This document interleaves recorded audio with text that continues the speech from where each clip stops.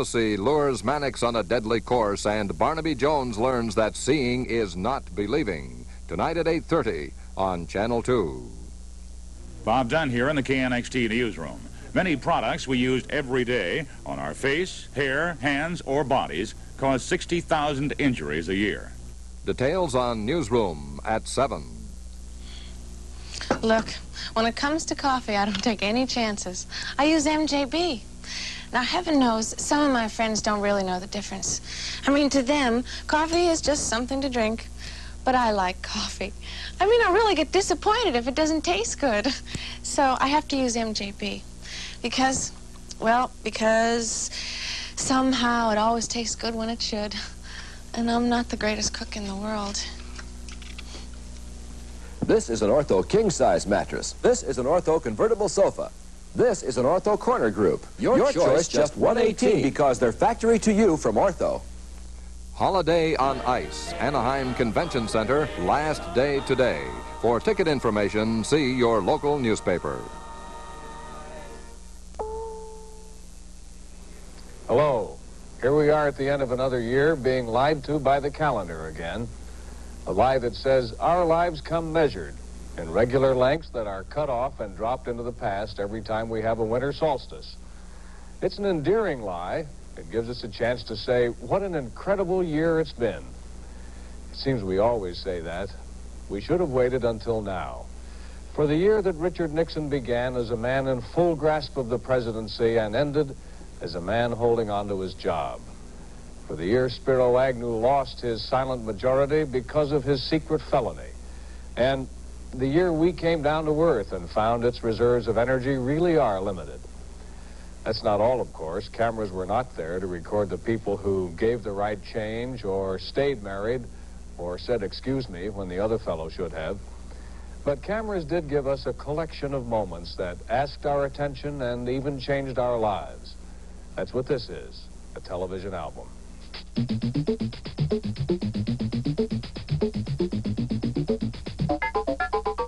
This is a CBS News special report.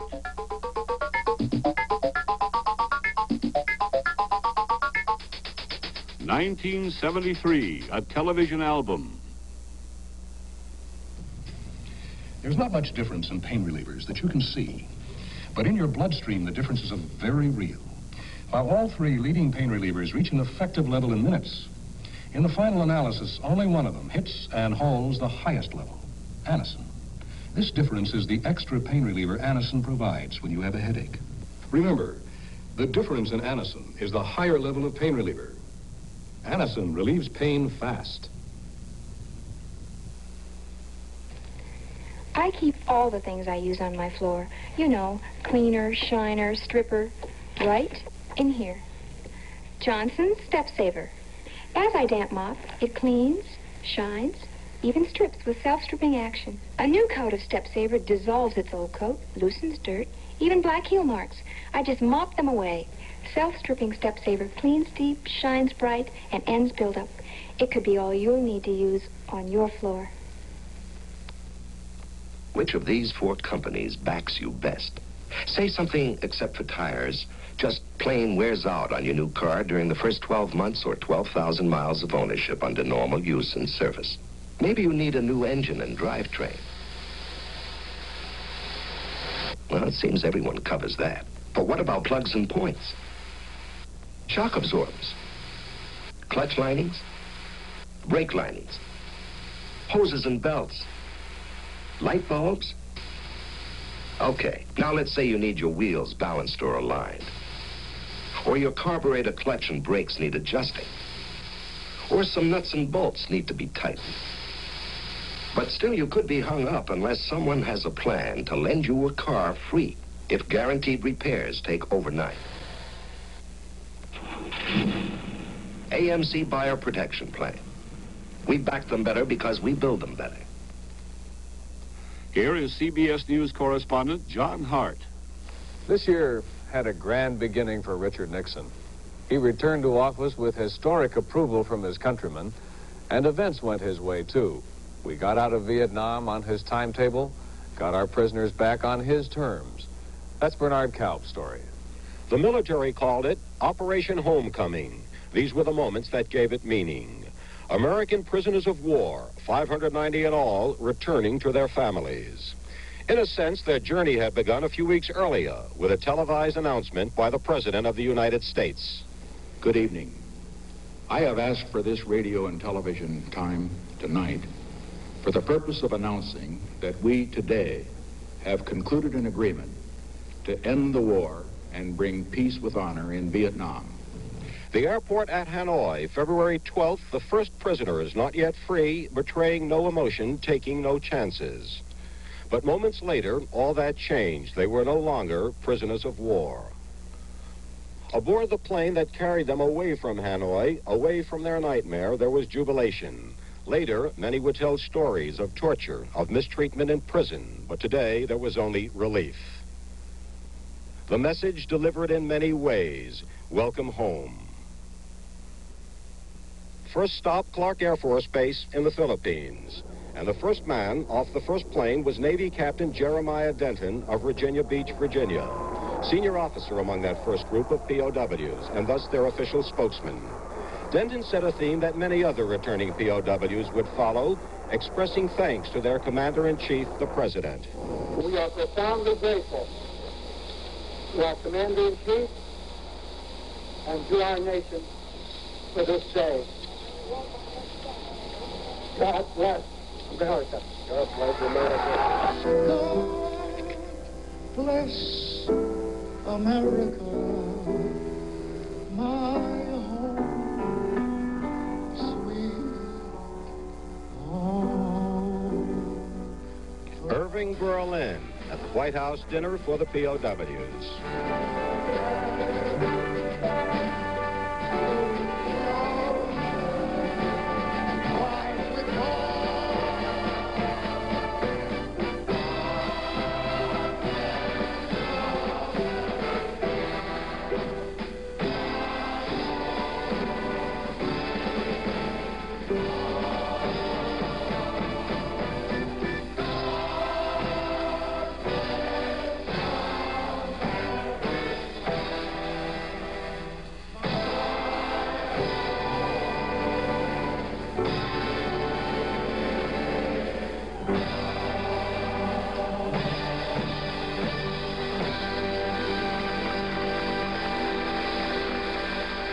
Was officially over, but not the controversy.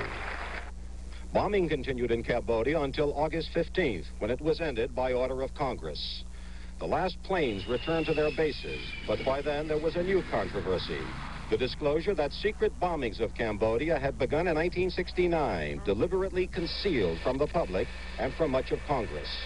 President Nixon defended the secret bombings, said they hit only territory occupied by North Vietnam. As far as the American people are concerned, I think the American people are very thankful that the president ordered what was necessary to save the lives of their men and shorten this war, which he found when he got here, and which he ended.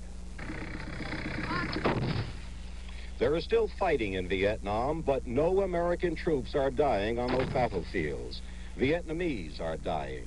The Saigon government estimates 40,000 enemy killed since the January ceasefire, 11,000 South Vietnamese. His family grieves for Nguyen Van Zong, killed October 16th, the day that Henry Kissinger and North Vietnam's Le Duc Tho were awarded the Nobel Peace Prize for their effort to bring peace to Vietnam. With our troops home and the prisoners back, and with a mandate to lead that he called a mandate to govern, President Nixon was the center of power. He was headmaster with the Congress, caning it with 9 vetoes, impounding $16 billion it wanted to spend. And when the Senate got curious about Watergate, he brushed it off, as Daniel Shore reports. Once dismissed by the White House as a third-rate burglary, Watergate had become a great national inquest as Senator Ervin opened the hearings of his select committee 11 months to the day from the break-in, May 17th. The questions that have been raised in the wake of the June 17 break-in strike at the very undergirding of our democracy. And if these allegations prove to be true, what they were seeking to steal was not the jewels, money, or other property of American citizens, but something much more valuable, their most precious heritage, the right to vote in a free election. There were first the youthful and rueful spear carriers of the Nixon campaign, Administrator Robert Odle, Administrative Assistant Robert Reisner, who handled a wiretap file, Treasurer Hugh Sloan, who said he resisted perjury suggestions, and Scheduling Director Herbert Porter, all motivated by loyalty. My loyalty to this man, Richard Nixon, goes back longer than any person that you will see sitting at this table throughout any of these hearings. The chief spear carrier, the day-to-day boss of the campaign committee, Jeb Magruder, who confessed his role in the Watergate planning and the cover-up that followed as though by reflex. Oh, I think there was no question that the cover-up began that Saturday when we realized it was a break-in. I don't think there was ever any discussion that there wouldn't be a cover-up. But how far up did it go? The chief accuser became John Dean, who, as the president's counsel, had been an active participant in both conspiracy and cover-up. He said it went very high to presidential aides H.R. Haldeman and John Ehrlichman, who directed him, and even higher to the president himself, whom he represented as congratulating him on September 15th when only 7 indictments were handed up. The president told me I had done a good job, and he appreciated how difficult a task it had been, and the president was pleased that the case had stopped with Liddy. Dean had more accusations against the president, that on March 13th he approved a hush money fund for Watergate defendants. He asked me how much it would cost. I told him I could only make an estimate that it might be as high as $1 million or more. He told me that that was no problem. Much of Dean's version of his talks with the president was disputed by the White House. One point was not, a warning to Mr. Nixon with large implications. I began by telling the president that there was a cancer growing on the presidency, and if the cancer was not removed, the president himself would be killed by it. Others told of warning the president. Former acting FBI Director Patrick Gray, who himself admitted burning evidence, said he told Mr. Nixon he might be mortally wounded by attempts to involve the FBI and CIA in the cover-up. Do you think a reasonable and prudent man, on the basis of the warning that you gave him at that time, would have been alerted to the fact that his staff was engaged in something improper, unlawful, illegal?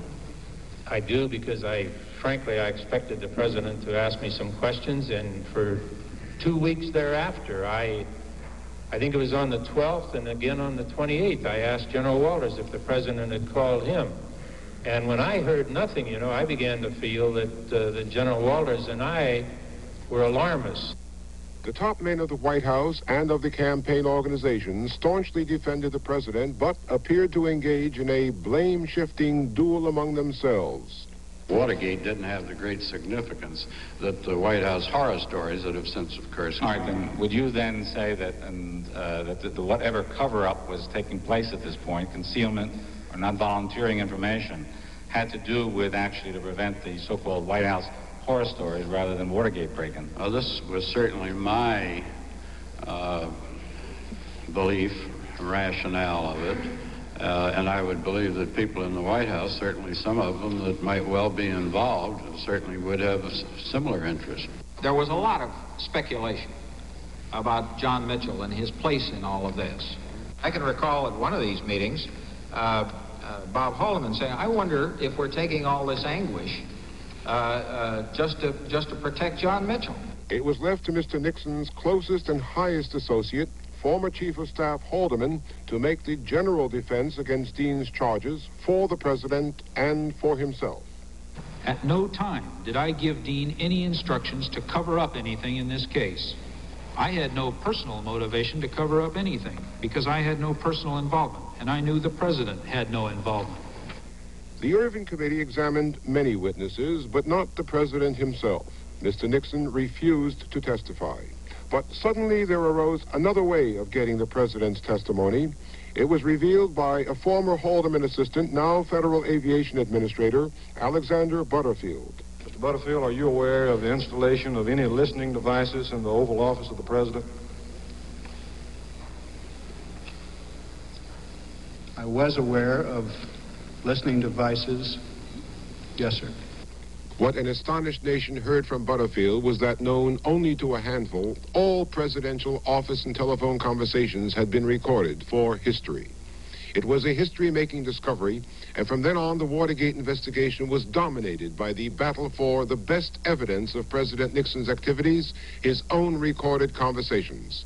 On December 19th, the committee presented the White House with massive subpoenas for 481 presidential conversations up to last month, and for bales of documents bearing on the Dairy Fund and on the Nixon-Howard Hughes connection. On these and other matters, the Watergate Committee plans hearings early in the new year. It is supposed to report by the end of February.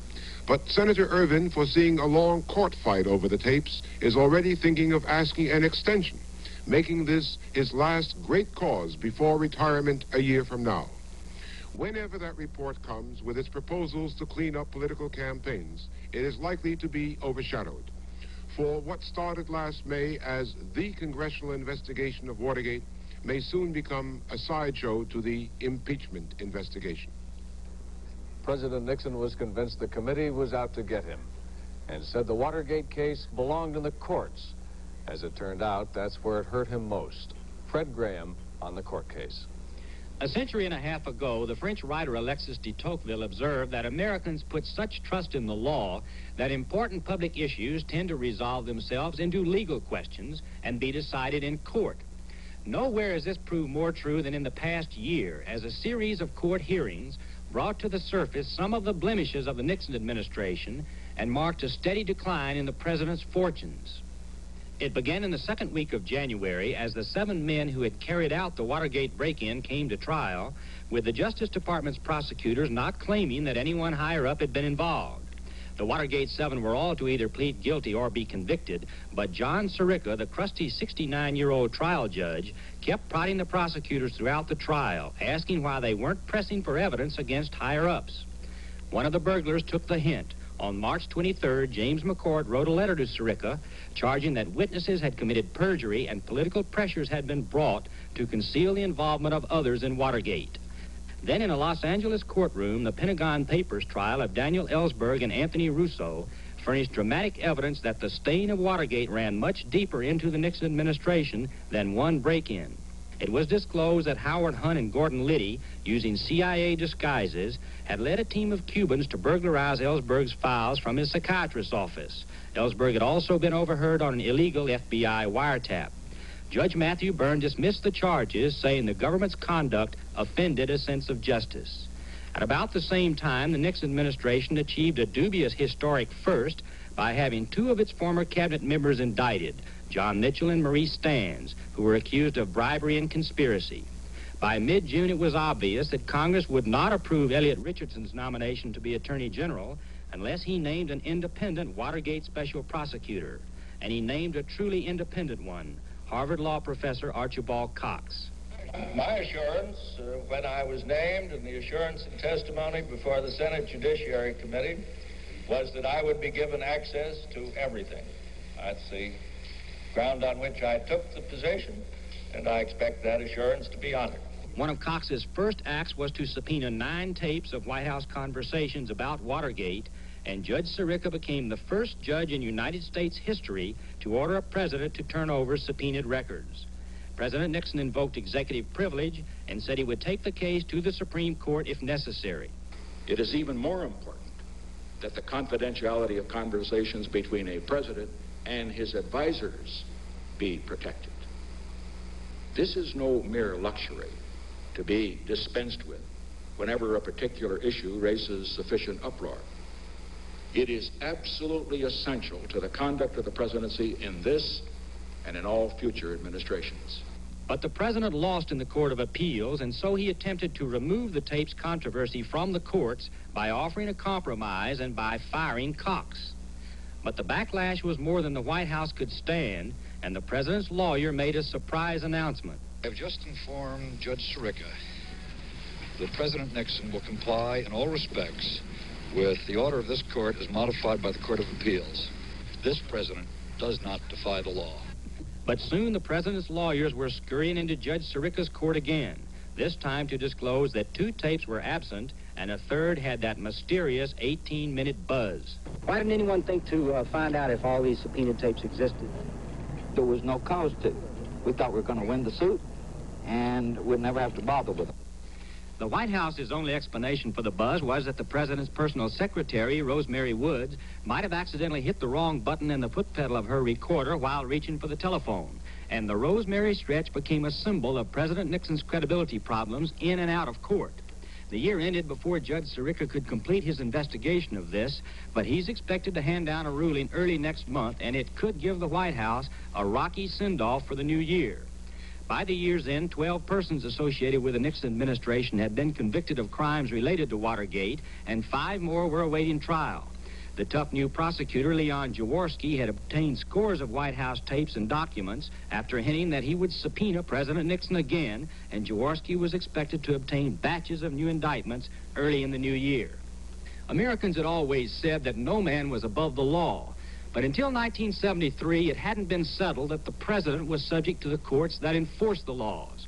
Now it is established that the courts may order a president to obey the law as the courts interpret it, and if he refuses, it will be taken as grounds for impeachment. And that principle could prove to be one of the most important legacies of the Nixon years. In Richard Nixon's autobiography, he saw his life in a list of 6 crises. Watergate is at least the 7th and worst. Dan Rather traces the president's year. He began the year a winner. I, Richard Nixon, do solemnly swear that I will faithfully execute the office of President of the United States. That I will faithfully execute the office of President of the United States. And will to the best of my ability. Then all the laughter died in sorrow. People have got to know whether or not their president is a crook. Well, I'm not a crook.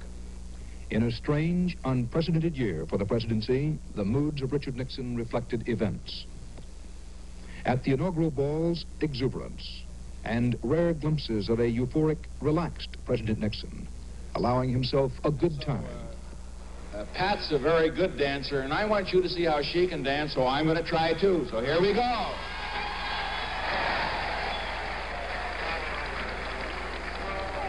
Public approval of him, as measured in the opinion polls, was nearly 70%. 8 months later, his rating in the polls had dropped into the 30s. His temper and frustration, as on this August day in New Orleans, was rising. The plummet had started in March, when Watergate broke full. He held then what was to be his last news conference for 5.5 months. In April, reluctantly, he cut loose his top aides. Today, in one of the most difficult decisions of my presidency, I accepted the resignations of 2 of my closest associates in the White House, Bob Haldeman, John Ehrlichman. Richard Kleindienst was swept out as Attorney General. As the new Attorney General, I have today named Elliot Richardson, a man of unimpeachable integrity and rigorously high principle. Archibald Cox was sworn in as special prosecutor, with promises he would have full authority to investigate Watergate and related crimes. In June, Soviet Communist Party leader Leonid Brezhnev came to visit. The atmosphere, friendly and cooperative.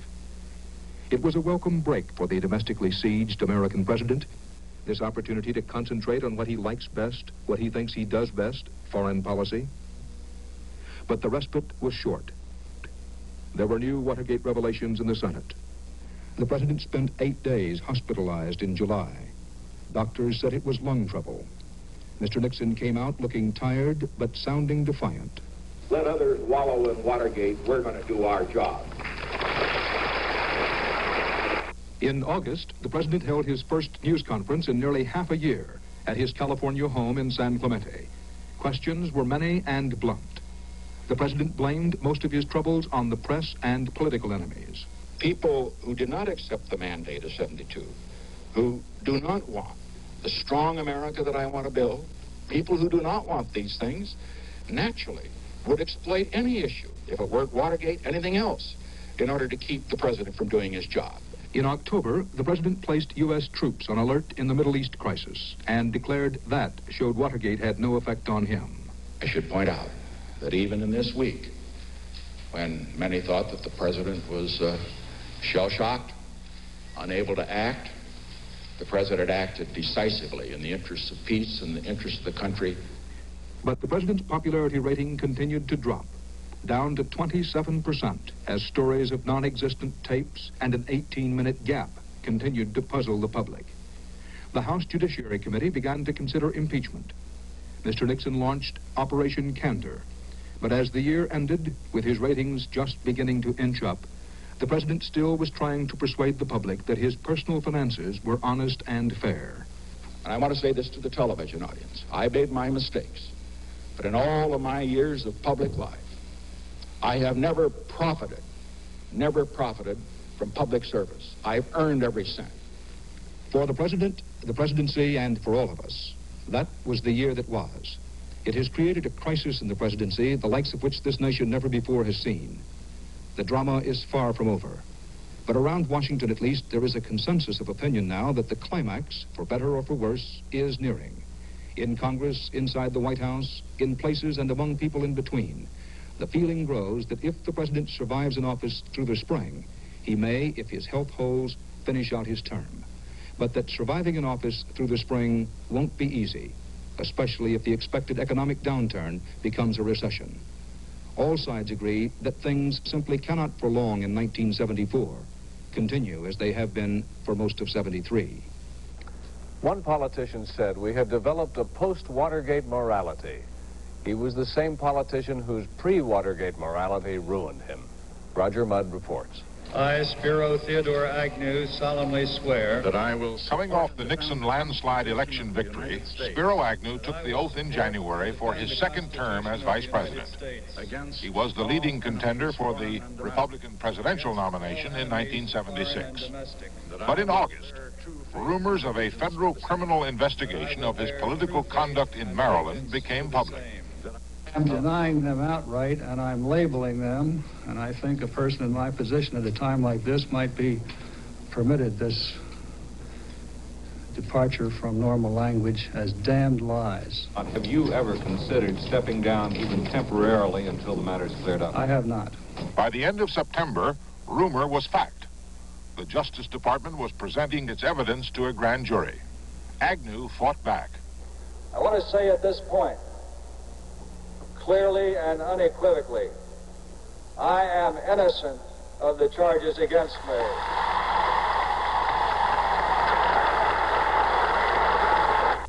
I will not resign if indicted. I will not resign if indicted. But on October 10th, Spiro Agnew sent his letter of resignation to President Nixon and appeared in court before Judge Walter Hoffman. Agnew pleaded nolo contendere to one charge of income tax evasion, even though the judge had warned him it was equal to a guilty plea. The sentence, 3 years probation, a fine of $10,000. Spiro Agnew disappeared from public life, victim of what he called the new post-Watergate morality, but what others saw as the old American demand for righteousness in public office. 2 days later, in a festive champagne gathering at the White House, President Nixon announced his choice as the new vice president. He is a man who has served for 25 years in the House of Representatives with great distinction. Gerald Ford, minority leader of the House, a faithful Nixon supporter, not likely to be a charismatic candidate for president in '76, but honest, steady, and most important, liked by his fellow congressmen who would have to confirm him. Under provisions of the new 25th Amendment, it took the House and Senate almost 2 months to fill the vice presidential vacancy. But on December 6th, the House completed congressional confirmation, and that afternoon, Ford appeared before a joint meeting of the Congress to take his oath of office. Place your hand on the Bible. And repeat after me. I, Gerald R. Ford, do solemnly swear. I, Gerald R. Ford, do solemnly swear. The big question now about Jerry Ford is whether he will get the chance as vice president to use those very qualities that caused Richard Nixon to pick him. Most of the evidence indicates he will not. After a week of glow and high hopes that the swearing in of Ford would help save the Nixon presidency, Ford has been on his own, without mission or message. and Mr. Nixon has returned to his Watergate-imposed isolation, rarely asking for or taking advice from Ford, concentrating mainly on saving himself. Left to his own devices, Ford has been publicly happy and accessible, visible enough to be the subject of presidential polls, and running ahead of both Kennedy and Jackson. Ford himself dismisses such sampling as unrealities, but both the country and the grand old party have learned that unreality has become a fact of political life. We lost a number of people this year whose lives had made a difference. Among the politicians, Lyndon Johnson, our 36th president, David Ben-Gurion, Israel's first premier, and Walter Ulbricht, who put up the Berlin Wall. Among the geniuses, Pablo Picasso, the artist, Pablo Casals, the cellist, W.H. Auden, the poet, Noel Coward, the playwright, John Ford, the movie director. Among performers who got famous for something other than performing, Betty Grable for her legs, Veronica Lake for her hair, Joe E. Brown for that grin. And men of other times, Captain Eddie Rickenbacker, the ace of aces in World War I, and Frank Costello, former Prime Minister of the underworld. A lot of famous people were born this year, too, and we'll have their names for you in 40 years.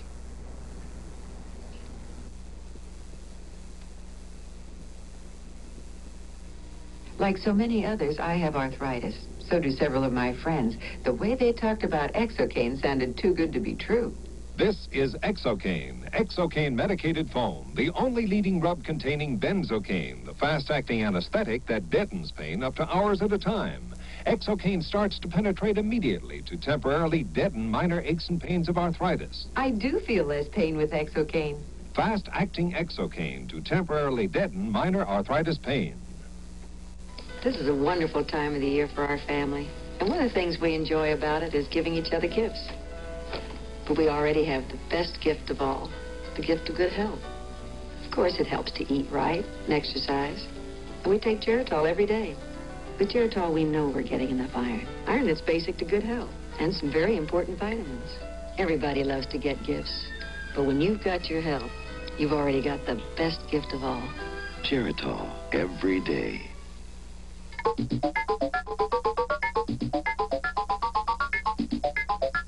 This CBS News special report will continue following station identification. See the Cotton and Rose Bowl parades and the exciting Cotton Bowl game between Texas and Nebraska, all New Year's Day on CBS. Here's news you've been waiting for. Lee's Bars, Stools and Dinettes semi-annual clearance sale, when our $1 million inventory is reduced not just 5, 10, or 15%, but up to 50%.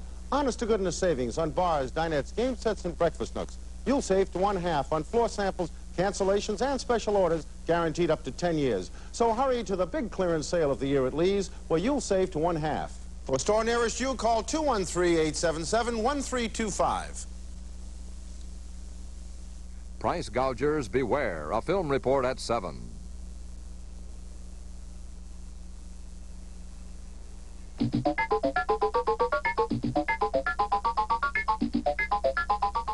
"1973, a television album," will continue in a moment.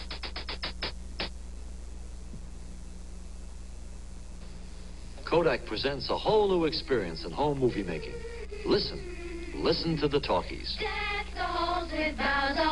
The talkies are sound movies you make yourself with the new Kodak Ektasound movie camera and Kodak Ektachrome 160 sound movie film without movie lights. They're at your photo dealers now, along with the new Kodak Ektasound movie projector, so you can keep the sights and sounds of Christmas. Just ask for the talkies from Kodak. Load a house full of furniture, unload a house full of furniture. Where does it get you? In the neck, the back, the shoulders. What are you gonna do, huh? Absorbine Junior. It's hard-working medicine, speed up circulation when you put it on. Warmth gets deep into sore, aching muscles. Loosens them up. You work hard, ache sometimes, get Absorbine Junior. Absorbine Junior works as hard as you do. Maggie, you're beautiful. I know. She knows. A few things made us look up this year. A comet, an apostrophe in space making Kahoutek possessive. and the space station where Morton Dean leads us. 1, 0. Skylab was almost a $2.5 billion flop. Shortly after launch, convulsive aerodynamic pressures caused so much damage to the unmanned spaceship, for a while there was some doubt that astronauts would ever move in. 3, engine sequence start. The first crew was finally launched 10 days late and confirmed the extent of damage to the Skylab. One power-generating wing had been sheared off. Solar Wing 1 is in fact partially deployed. There's nothing left over on the other side. The trouble blamed on designers and manufacturers, with NASA accepting its share of the blame. Working in weightlessness, Skylab crews proved themselves adept at making important repairs. Repairs that saved the mission. Was it a Skylab or a Sky Lemon? So many problems developed. Skylab, as large as a 3-room house. Comparing it with an Apollo moonship, like comparing a mansion with a motel. The primary experiment in that largest spaceship ever launched, man himself. There were some consistent results, not entirely unexpected. The men lost weight and muscle tissue.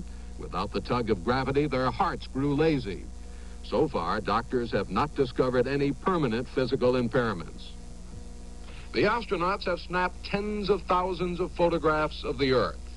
Now, from Skylab, we're not going to be able to make it rain. But we think from Skylab, we can look down with suitable sensors and find areas which have high probability of water. Earth resource photographs already in use back on Earth for a variety of purposes, including to analyze the growth patterns of cities, to track the movements of crop-killing insects, to determine the flow of pollutants into bodies of water. The astronauts looking up as well as down, photographing the sun, producing what one solar scientist called a revolution in solar physics.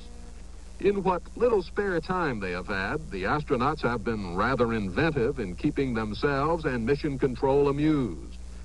Jack Lausma played Superman, up, up, and away. And William Pogue was a bird in a space-age gilded cage. The current Skylab crew is scheduled to come home in February of next year, after a record 84 days in space, 3 times as long as the first crew, a month longer than the second crew. The comet Kohoutek showed an historical sense of timing coming this year, reminding us of those old superstitions about comets being evil stars, bringing disasters. In fact, that's where the word comes from, disaster, evil star. Holy days were not protection. Yom Kippur was the holy day the war in the Middle East started up again, that had Israel fighting Egypt to the south and Syria to the north. Tom Fenton reports.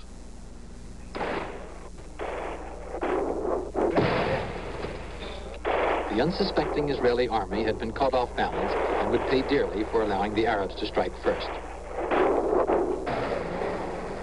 Quickly mobilized reinforcements moved up to the fronts while thin Israeli defense lines fell back under the Arab onslaught. In the north, the Syrians overran large areas of the occupied Golan Heights. For several days, world opinion was badly misled. While the Israeli army was issuing confident communiques, it was losing hundreds of men and tanks, even though inflicting greater losses on the attacking Arabs. The Israeli counterattack, when it began, did not produce the expected Arab rout. There were huge tank battles in classic World War II style. The Syrians, reinforced by Iraqi, Jordanian, and other small Arab elements, fought well, contesting every inch of rocky ground. The air war produced other surprises. In 1967, the Israelis knocked out the Arab air forces on the ground. This time, they had to take them in the air. But though the Israeli Air Force was able to strike deep into Egypt and Syria, hitting even Damascus, its offensive power was largely neutralized by deadly Soviet-supplied ground-to-air missiles, which knocked down many of their first-line planes. It was under this missile shield that the Egyptians carried out their precisely executed canal crossing at the start of the war. Hundreds of Egyptian tanks and up to 100,000 Egyptian soldiers crossed on pontoon bridges and boats. The so-called Bar-Lev line, manned by only 500 to 600 soldiers, crumbled, and with it, the Israeli army's reputation for invincibility. The Egyptians had never fought so well. The Israelis fell back to secondary positions in the Sinai as the Egyptians dug in and reinforced a 100-mile-long front on the east bank of the canal. Israeli reinforcements began to arrive when the Syrian front stabilized. While holding off Egyptian attacks in some of the biggest tank battles in history, the Israelis turned the tide of the war in a brilliant maneuver. Their armored forces thrust across the canal at midpoint in the gap between two Egyptian armies, destroying missile sites and wreaking havoc on Egyptian rear lines. Egypt's Soviet protectors urgently summoned Secretary of State Kissinger to Moscow, where in 40 hours a ceasefire agreement was drawn up and imposed on the Israelis. Kissinger rushed to Tel Aviv to pressure Prime Minister Golda Meir into keeping an agreement which many Israelis opposed. The United States was able to use powerful leverage on the reluctant Israelis. Its huge airlift of weapons and ammunition had saved the Israeli forces from running out of tanks and shells. A parallel operation was conducted by the Russians until both sides were fully rearmed. Israeli armored units on the west bank of the canal disregarded the ceasefire at the first signs of Egyptian violations and raced on at full tilt. By the time of the second ceasefire, 36 hours later, they had cut off the town of Suez and closed the trap on 20,000 men of the Egyptian Third Army. Hundreds of Egyptian soldiers began surrendering. Kissinger flew to Cairo and worked out another agreement which narrowly averted a new round of fighting. Again, reluctant Israelis were pressured into concessions. The documents were signed under United Nations supervision at kilometer 101 on the Cairo-Suez road. The war altered the balance of power enough, or at least the balance of confidence enough, to get Arabs and Israelis together in their first formal peace negotiations since Israel became a state in 1948. If the war gave no clear victory, the talks brought no sure peace.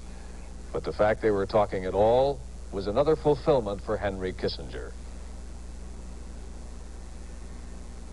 It was a prized year for him. Beginning with the January truce in Vietnam, sharing Nobel honors with North Vietnam's Le Duc Tho, each of them getting half the prize for something less than peace. Then the greater prize when the German refugee became Secretary of State. And if my origin can contribute anything to the formulation of our policy, it is that at an early age, I have seen what can happen to a society that is based on hatred and strength and distrust, and that I experienced then what America means to other people, its hope and its idealism. He met with Premier Zhou Enlai in China and Edward Heath in England, with oil sheikhs in oil sheikdoms, and stopped off in Korea, seeing King Hussein and a formal visit to Pakistan. But the Middle East dominated his travel log. In his first 3 months in office, he visited 21 foreign capitals and traveled 50,000 miles. The hardest miles coming near the end of the year in Israel and in Egypt to stop the shooting and maneuver for peace. When the fighting stopped in the Middle East, it seemed the only clear losers were us by losing Arab oil.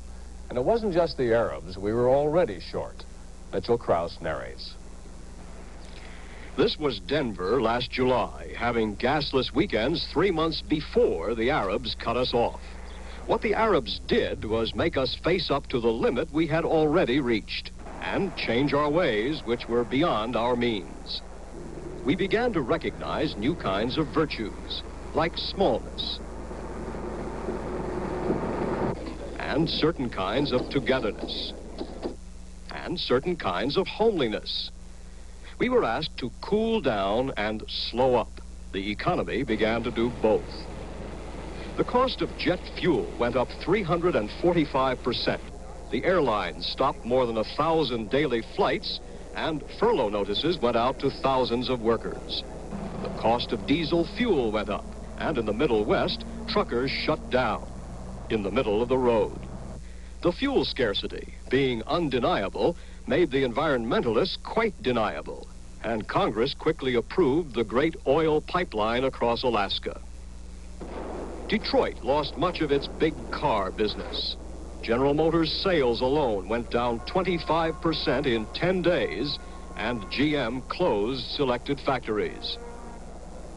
Economists began talking about 6% unemployment next year, maybe more, maybe much more. The energy drought ended an uncertain economic year that began with a dollar flood. Traders selling dollars had to go a long way to find someone to say yes. There were more dollars overseas than anyone wanted, so we devalued them 10%, making American goods a bigger bargain. A lot of foreigners with dollars came here to spend them and invest them. The Japanese began treating the United States as an underdeveloped country, putting up office buildings and hotels, building airplane factories and hiring the locals, starting up branches here in all kinds of businesses, from cars to soy sauce, and joining the economic elite properly with a horse farm in Kentucky. Cheaper dollars did one good thing. By getting foreigners to buy more from us, it gave us a surplus in the trade balance for the first time in nearly 2 years. Some things we let them buy too much of, grain, for instance, and soybeans, whose prices tripled by June when President Nixon ordered us to keep more soybeans at home. We've been selling more than half of them overseas. It became very expensive to raise the animals that grow on grain. We bought bean meal last year for $80 a ton, and it is now around $400 a ton. And it just takes all the gravy out of it. Some of the chicken ranchers gave up for a while and dumped their crops.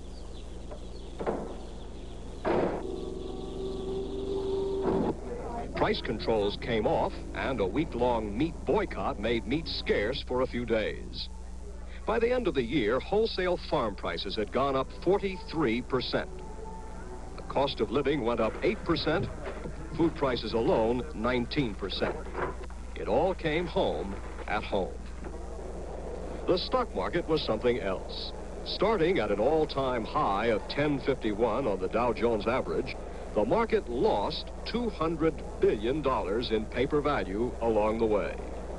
Economics isn't called the dismal science for nothing.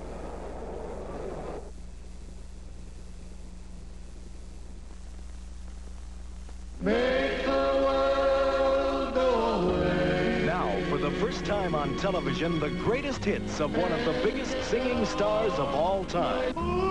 Telehouse presents the greatest of Eddie Arnold in 2 great new records. We'll turn the world around the other way. What's he doing in my world? But I really... You'll hear all the hits that made Eddie Arnold the best there is. You get 2 priceless records filled with great full-length original recordings, all for just $4.99, or 8-track tapes for only $6.99. Get yours now. Goodbye.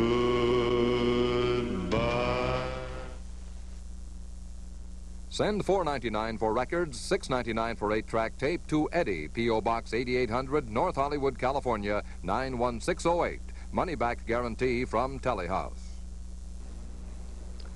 Guerrillas set off 23 bombs in London this month and hurt 78 people there, exporting their war from Northern Ireland. But there was a difference this year in the war between Christians, as John Lawrence reports.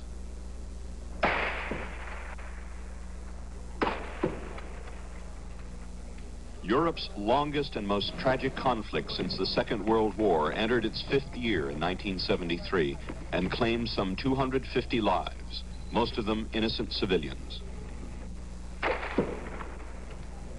And yet, despite the continued violence, the first faint signs of a peaceful solution to the centuries-old Irish dilemma appeared on the political horizon.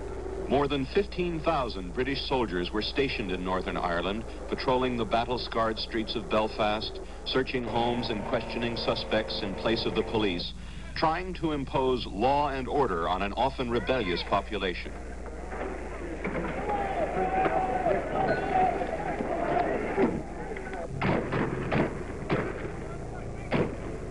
Catholic resistance to the troops continued, but less frequently than in previous years, partly because of fear, and partly because people were becoming emotionally exhausted by the violence.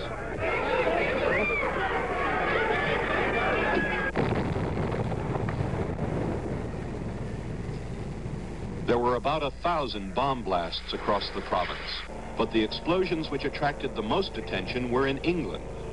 Beginning in March, when a car bomb went off outside the criminal court building in London, killing 1 person and injuring over 200, scores of bombs were set in English cities as the Irish Republican Army extended its campaign to the British mainland. At the same time, the political process was being revived in Northern Ireland as voters elected delegates to a new 78-member assembly. The outcome gave 2/3 of the seats to moderate Protestant and Catholic politicians, the other third to hardline Protestants who pledged to wreck the new government. After months of tough bargaining, the moderates hammered out a unique compromise under which Catholics would share power with Protestants for the first time. At year's end, an historic conference was held outside London, bringing together the prime ministers of Great Britain, the Irish Republic, and the new coalition in Ulster. They agreed on the creation of a Council of Ireland, a major achievement that will bring about deep-seated changes in the relationship between the two Irelands, and could, if successful, bring peace someday to the tortured province where politics is religion and religion is politics. In Latin America, where the politics is normally military, Venezuela had orderly elections and held on to its democracy. Chile lost hers. Salvador Allende was the first Marxist to come to power in the Western Hemisphere by democratic vote, but his downfall followed the same script. Ike Pappas reports. Anti-government riots, demonstrations, and a crippling truck driver strike paralyzed the Chilean economy just before the coup and brought all activity in the country to a standstill. Some thought there was a peaceful way to reconcile the nation's problems. The military did not. And on the morning of September 11th, sent planes and tanks to bring down the elected government of Marxist President Salvador Allende. With troops storming the Moneda, the presidential palace, Allende apparently killed himself, but his death did not satisfy the military junta, which seized political control. What followed was an attempt to eliminate all opposition to the new rule, either from people or from ideas. Thousands of persons, many of them Allende's friends and political allies, were rounded up. There were subsequent reports of wholesale executions and tortures, all denied by the military. At the same time, troops swept homes, destroyed libraries, burned books, some of which had nothing to do with Allende, Marxism, or even politics. Chile today remains in the firm grip of the generals, who promised to return it to constitutional rule someday, to hold elections someday, to give the government back to the people someday. But at the same time, they strongly suggest this may not be for years to come. In Greece, the military government there was thrown out and replaced by a more military government. In the games we played, well, that a few of us played and most of us watched, some things stood out because of their quality or because of their quantity. There was quality and quantity in the Super Bowl, the Miami Dolphins doubling the Washington Redskins. The Dolphins ending a 17-game season undefeated and untied. Washington's 7 was a gift from Garo Yepremian, who usually kicks field goals, fielded a failed goal, and tried to pass the ball. Washington took it, but it was a consolation prize. In Indianapolis, the 500 became the 332, shortened by rain and revulsion. One driver was killed. A pitman was killed by a rescue truck. And in a second crash, another driver was terribly burned, making it hard to remember who won. The hit of the year closed in Oakland, the New York Mets mushing their way through the national wilderness right up to the 7th game of the World Series, where Reggie Jackson's home run knocked them out and the Oakland A's into their 2nd World Championship. Jackson became the most valuable player in the American League and in the series, too. We hate to mention it, but something silly makes us. The silliness of the Billie Jean King Bobby Riggs promotion. She carried into the Astrodome on a sedan chair. He looking himself in a pram. Proving a great woman player can beat a good 55-year-old man while making a lot of money. The best performer of the year was the big chestnut horse, Secretariat, here winning the Belmont Stakes by 31 lengths, the first winner of the Triple Crown in 25 years, leaving records at Belmont and the Kentucky Derby, earning $1 million, preparing now for a life at stud, having been syndicated for $6 million. That's a record, too. The thing to remember about albums is that they are not history books. They have too many pictures, for one thing, and they are incomplete for another. It's hard to photograph some of the most important things. A politician's character, for instance, or a country's faith in itself, or loss of it. A survey commissioned by the U.S. Senate shows a majority of Americans are finishing this year feeling the country's in deep trouble. In this case, faith follows reason, and there's not much reason to believe that New Year's will bring new times. This year began with an inaugural address that spoke of confidence in hope. Hope remains. The poll that shows the presidency is now our least trusted institution confuses the office with the occupant. A number of people, including the president's friends, have asked him to resign, but nobody has even suggested the office be abolished. Maybe the lesson of this year is that we are not yet a model of perfection in government, but are still, as George Washington saw us, an experiment in liberty. In a model, failure seems disaster. In an experiment, it is simply a way of learning something. We'd like to close our album with a favorite picture of human nature this year, taken at the United Nations in October. Saudi Arabia's Ambassador Jamil Baroudi was asking the UN to prevent a death sentence on a communist in Chile. Chile's ambassador, Bazan Davila, was standing beside Baroudi. We have no jurisdiction. There is no sentence. You are wrong. You are Tacido Loco. You are fool. No sentence. That's what I want to say to the General Assembly. That's what I want to say. I am a fool. You are a fool. It's fool. Who is a fool? Get to your place. Let me finish. You are saying. Since you say I am a fool, say I apologize. You said I am a fool. I excuse yeah, myself. say I apologize. I apologize you. But say I apologize here. Let me see. Say I apologize. To tie this way, yeah? Say I apologize. It's not the way to speak. Yeah, let me finish. You are saying lions here. You are lying here. If you accept... Get out of here. If you accept the idea... Get out of here. Which is my place? Where can... Your place is right here, but don't say I'm a fool. Shame on you. As a person, not as a Chilean, I respect Chile. Never have I been told I'm a fool. Never mind. Here, shake hands. No, I don't shake your hand. Okay, never. The one occasion we are sure of, the diplomats said exactly what they meant. Incidentally, do you realize that 1973 came in with some relief? That 1972 was finally over? Anyway, Happy New Year. Good night.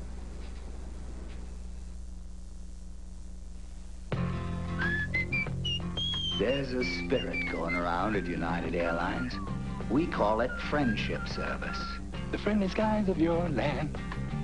Have you seen the other side? It's a ticket in less than a minute to keep you out of lines. An extra roomy closet to keep you wrinkle-free. Got so much to give. Mother country. On most flights, a table for two in coach. Don't let your good land pass you by. Pass you by. Friendship service. Good reason more people choose the friendly skies than any other airline in the land. Proud beneath the skies. Come along, sing the song. People, now's the time. The friendly skies of your land. United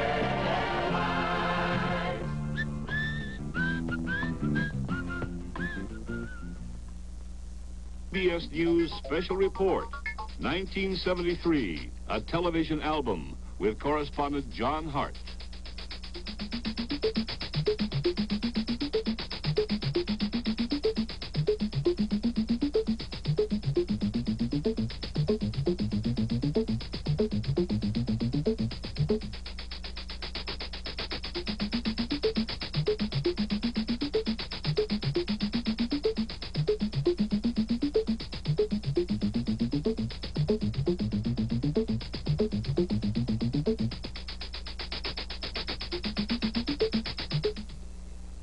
CBS News looks at the Arab-Israeli propaganda war, solar energy, the effect of midget football on youngsters in the season premiere of 60 Minutes next Sunday at 6, 5 Central Time on CBS. The man Americans admire most arrives at Los Angeles International Airport in about half an hour. The federal government sets up a hotline to hear motorist complaints, and the cowboys have a rough day. I'm Bob Dunn, and this is the KNXT Newsroom. I'll be right back with all the day's news, including film of what an ore house looks like after it's been hit by a firebomb, and what a ship looks like after it's been hit by another ship.